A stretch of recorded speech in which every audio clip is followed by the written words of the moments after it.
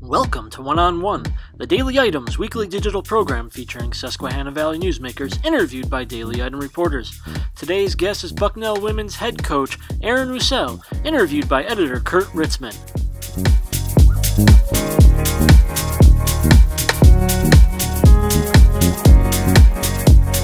Up your new car game in March with a new Kia for just $99 a month from Sunbury Motors Kia.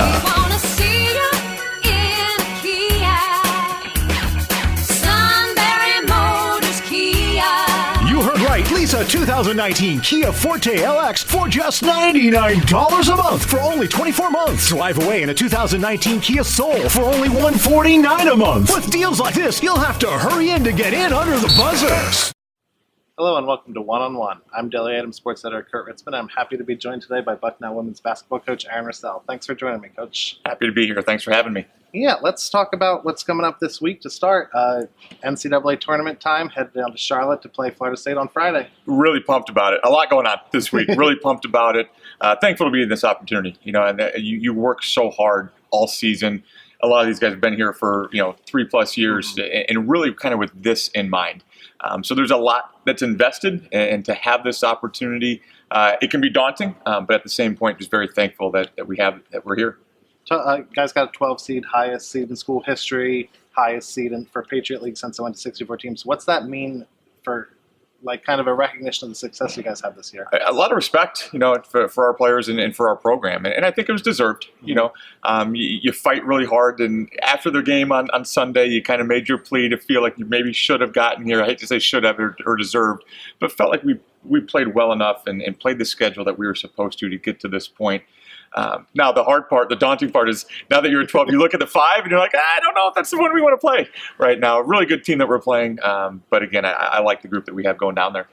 All season, you talk about the process. Started early this year in July with a trip to Europe. I guess just talk a little bit about this season, how you guys have built from those early summer practices to now head into the NCAA tournament. Yeah, as excited as we were for that trip, it was a little bit nerve-wracking as a coach because you talk about, you hope that we're going to get to the middle of March and into the end of March.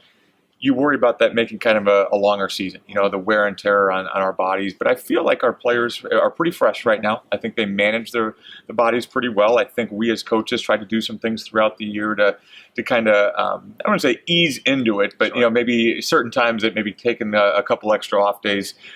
So yeah, I mean it is a grind, but at the same point I feel like our kids are fresh enough to hopefully go down and represent us well. When did you know that you guys had a chance to be special this year? I think when you look at in the preseason, and before the season starts, the off-season stuff that we're doing, I thought we kind of had a chance. I will tell you, when we had those practices before Europe, the way that we shot the ball, you're hoping that you were going to see that, but just even the early chemistry. This is an offense that takes some time. You kind of have to be playing well together. It's not just an ISO offense for one player to kind of be the superstar. There were some special moments. I can say that now. Back in July and August, it was never good enough at that point. Right, when you're a coach, it was not perfect. But I will admit, I don't think I ever said this to the players, but said it to the staff a few times that this, if we stay healthy, and there were a couple scares along the way, but if we stayed healthy, we thought this was definitely a possibility. I want to switch gears a little bit. Go back to when you were a kid. I guess how much were sports a part of your life, specifically basketball, as you were growing up? It was a huge part of my life. My parents give me a hard time that I always had a ball in my hand, and usually it was basketball, but one of those kids that was always outside. We weren't big in the video games back then. Everybody was outside playing, and everybody in the community always playing together. And so that was a big part of my life. I had a lot of really, really good friends that were obviously athletes. I had a lot of really good people in my life that were coaches, and that goes to the youth coaches, high school coaches, other people that had an influence over me. I never thought I was taking this career path, but at the same point, I think a lot of people that were part of my life kind of pushed me in this direction. What kind of a basketball player were you? Not good enough. Not good enough. Not as good as any of these guys. I think as we get older, you kind of romanticize, sure. What you could have been, and other people are holding you back. But like I said, I never really thought about making a career with this. This was truly I enjoyed playing sports in high school, but was never the superstar by any stretch. Went to college, thought I was going to law school, or I wanted to be you. I wanted to be a journalist, and never thought I could make a career of the coaching thing. And was fortunate enough to have some good people in my life.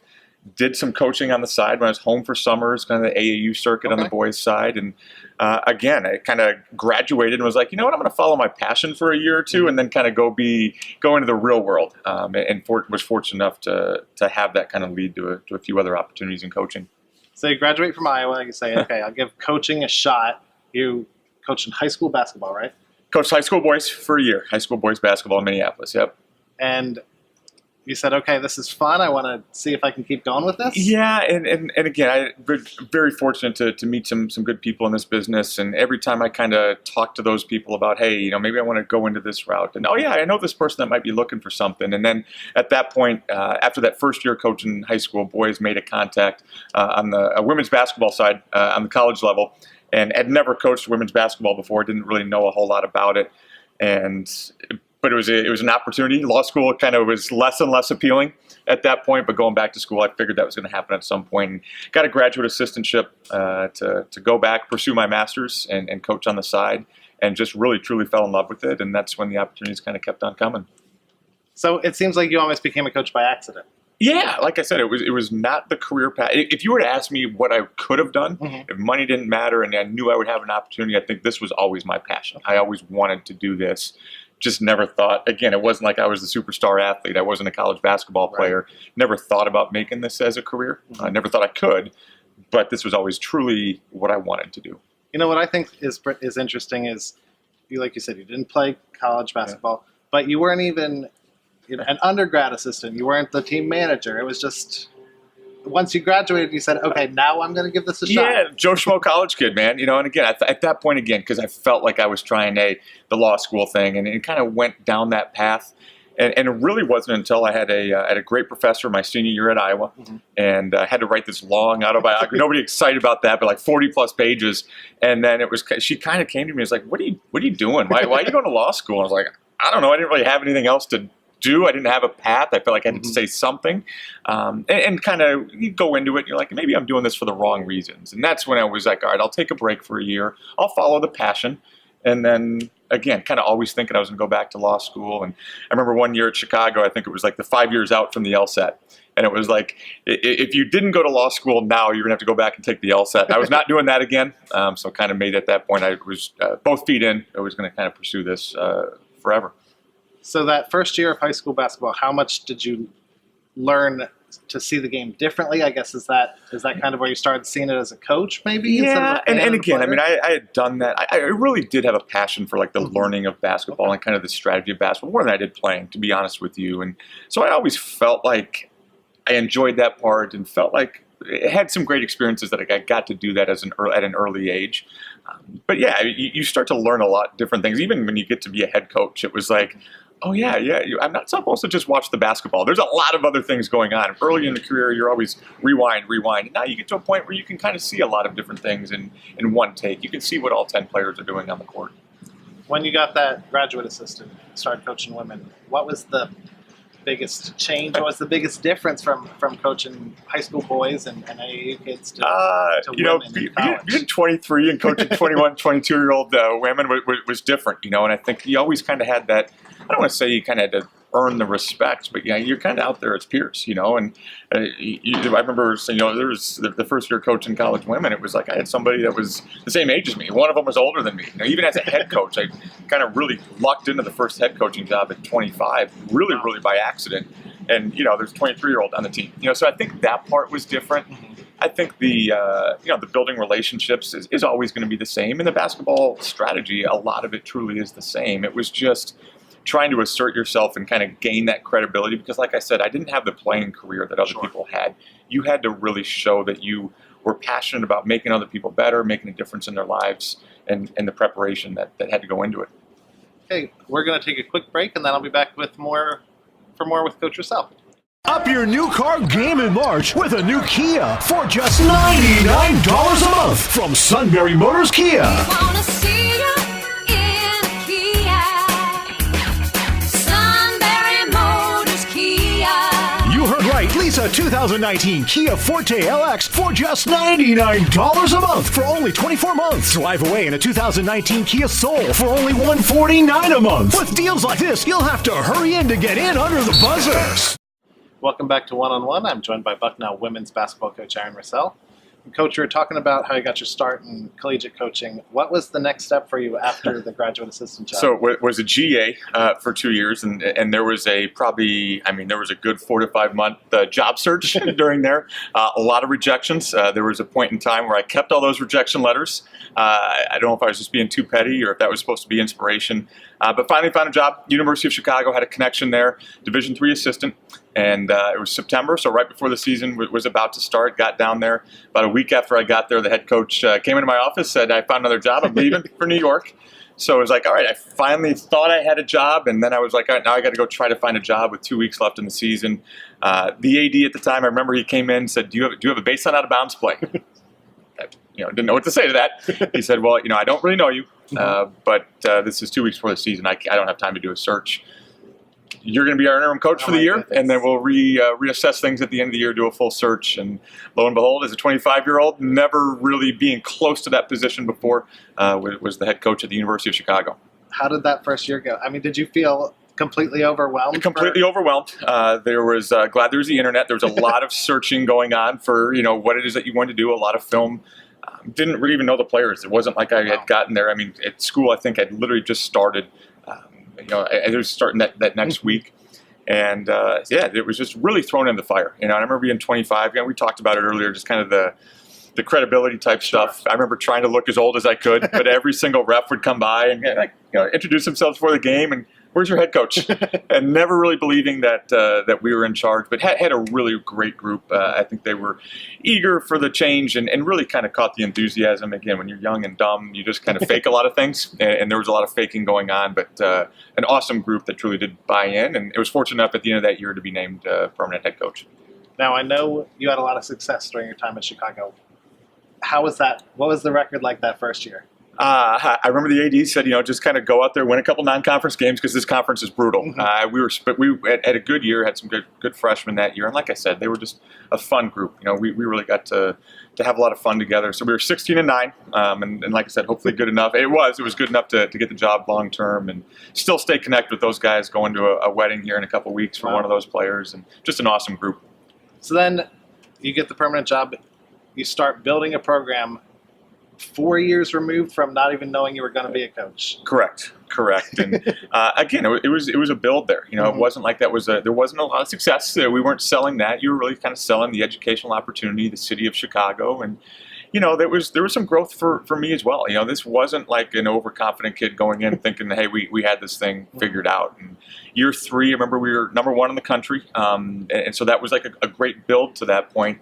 But there were still some ups and downs to that point as well. There was a lot of second guessing yourself, a lot of questioning of whether or not you were built for this. And, again, that's like everybody else, Sure. But at that same point, I was very, very thankful for the group there that allowed me to kind of grow my bosses at that point. Because, again, when you're young and dumb, there's a lot of mistakes that happen. And it was maybe a little bit less of the spotlight of Division I to be able to make those mistakes. It sounds incredibly amazing. Third year, you're number 1 in the country. You walk in as the interim coach, and they say try to win some non-conference games.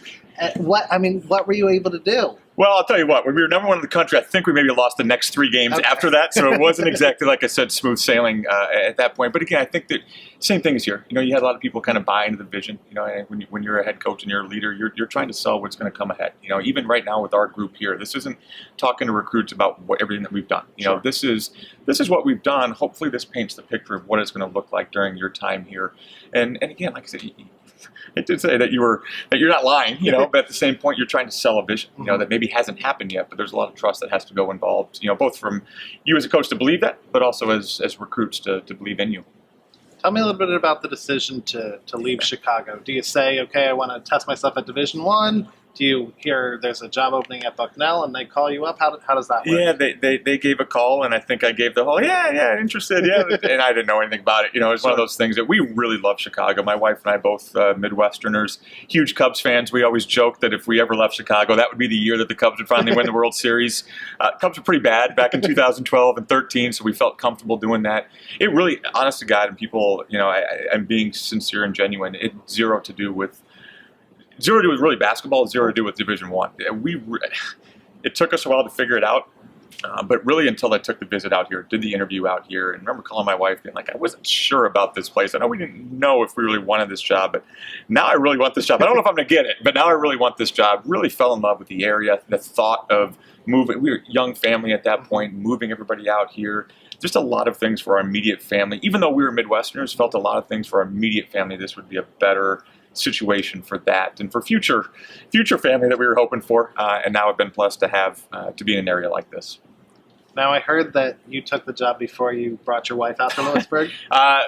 Yes, we actually accepted the job middle of April, and I remember them asking to be out here the next day, and I remember like, hey, I got to tell our players here. The day after that was my wife's birthday. I finally was like that good husband after the season, had reservations, this new place in Chicago, impossible to get. And so I remember telling my wife, like, they've made the offer. I need to go out there on Tuesday. And I think the first thought was, what are we going to do for, this is my birthday. We finally have, these dinner reservations. I think the second question was, I can get behind this, but how far away is the closest Target? We looked that up. It was 9-10 miles away. But really, like I said, all the things that we didn't realize that we were looking for, because we really weren't out looking for other jobs. We really were happy in the situation that we had. But just, again, I think talking to both of our families and realizing that this really could be a special place for our family, and all the reasons that we thought we wanted to take this job, everything has come to fruition and been the reason why we love this place so much. When you got here, Bucknell was not coming off a great season.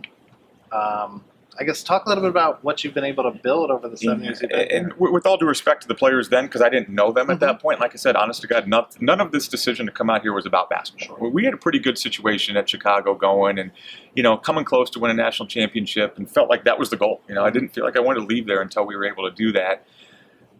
The group, again, like you said, hadn't had a lot of success, but as important as it's been to kind of recruit the players that we have had over the years, I think one of the huge things that people don't realize is we had a lot of the right kids when we first got the job here, and maybe some difficult situations, but at the same point, we had a group that really, really worked hard.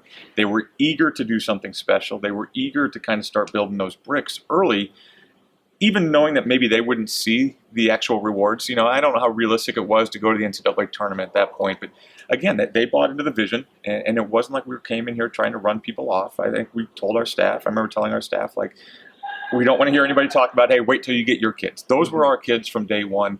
They were huge and essential in kind of building what we have. They were helpful in getting the recruits to come here, and I think still feel a big-time part of the success that we've had here recently.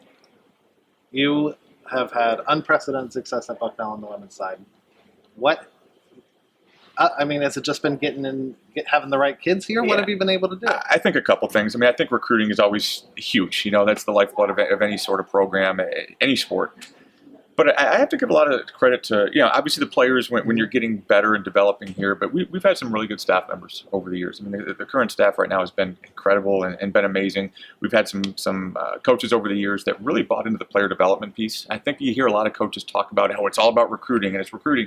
There's a certain part of that, but when you're at the mid-major, part of that recruiting is realizing kind of what that ceiling could be for people and realizing that there's going to be a developmental piece to this. You have to find players that kind of blue-collar enough, work ethic enough, they're willing to get better. And I think that's what we've had. Okay. We've recruited kids that would fit our system and our style, able to shoot the basketball, but also get a lot better during their time here. What's the best part of your job? We love absolutely living here. I think our neighborhood is awesome. Found a church, found everything about kind of away from basketball is great. Love our staff. We have so much fun as a staff. And then you have the players too. The players, the way that they've embraced my family. This is a hard job because you are sometimes away from your family a lot, but we live close enough that I can pop home. I'm still a part of our kids and everything that they're doing. but we bring our families along, whether it's on trips, whether it's coming to practice, and to my youngest daughters, these guys are complete superheroes, and that's a really, really special feeling and a cool way to go about your job. What's the worst part? I think sometimes the travel, and as much as you can, there's been some great trips. Really looking forward to this trip. Don't get me wrong. But, recruiting, like we talked about, the lifeblood, it's essential and it's vitally important to what you're doing. Sometimes during those summers, you want to spend some time with your family, and you're out on the road traveling, and you hear about other families on trips and all of those other things. And I always joke that you get a little lonely in airports when you see other people traveling with their kids and all of that stuff. I joke with my wife that sometimes when we're out traveling with my kids, I get jealous of the people that are traveling without their kids. So maybe sometimes it goes both ways. But again, for all I guess you want to call it a negative. Mm-hmm. I think my family really enjoys being a part of this too. My kid, especially my 8-year-old, man, he lives and dies with Bucknell basketball, and he's got a lot of orange in his wardrobe, and he's pumped about this trip too. I heard he's quite a Saturday morning church league player too. we try not to build up that ego too much. They don't keep defensive stats at that point. So we got some things to work out: defense and rebounding. Mm-hmm. But he's very much into basketball. Reminds me a lot of myself when I was a kid. We talked about always having a ball in his hand and always wanting to go outside and play basketball or play with Dad. I think that's a cool thing to have. Coach, thanks for joining me. All right, man. Thank you. This has been One-on-One with Bucknell women's basketball coach Aaron Roussell. Make sure to tune in next week, and thanks for watching.